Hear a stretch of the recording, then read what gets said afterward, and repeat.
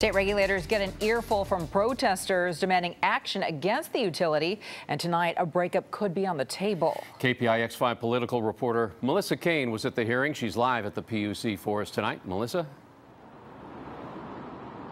Yeah, I'm here at this PUC building in San Francisco. Now, the commission regulates utilities like PG&E, and today's meeting was the very first since the Camp Fire, yet another huge fire where PG&E is believed to have played a role. So dozens of people came to today's meeting to say enough.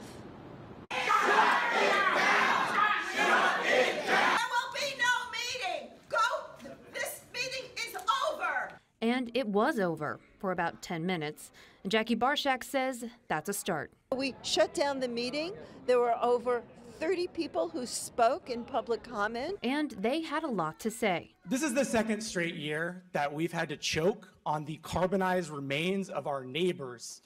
Alexander Post grew up in Chico, and he says the current system gives PG&E no reason to change. It's evil, but it's not illogical, because if you're going to continue to bail out PG&E, to provide public money to socialize their losses, what is their incentive to be safe, to act safely? There is none. Richard Becker says the commission itself is part of the problem. You don't really regulate them, you protect them. That is the role of the CPUC. It is to make it appear as if there is regulation when in fact there is just enabling of these corporations. Today the message was clear. PG&E should go bankrupt. Then state or local governments should take over. And while the commissioners didn't comment on that, today the president, Michael Picker, said something important. He is ordering an examination of the corporate governance, structure, and operations of PG&E. Everything is on the table. If we have a better option to achieve these goals, we have to consider it.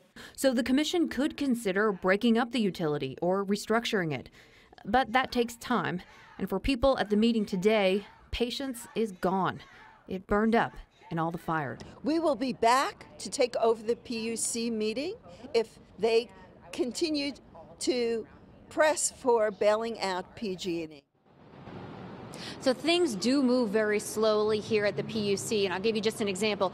Today, the commissioners voted on a series of safety reforms for PG&E to implement. Now, these safety reforms, again, voted on today, are the result of the San Bruno explosion in 2010. So while there may be change, it probably isn't going to happen anytime soon unless maybe the legislature or a ballot measure gets involved. Live in San Francisco, Melissa Caen, KPIX 5.